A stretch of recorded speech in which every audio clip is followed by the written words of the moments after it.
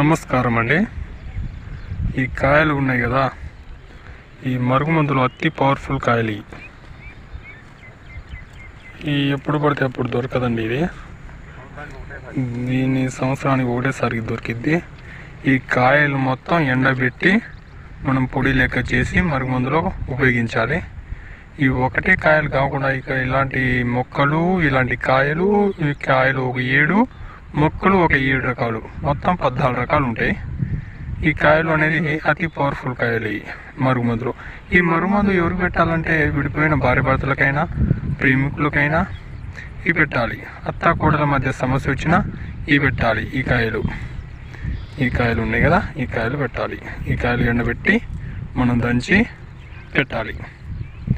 24 గంటల్లోనే మన వశం అవుతారు. చూడండి, మన వశం అవుతారు ఈ కాయలు.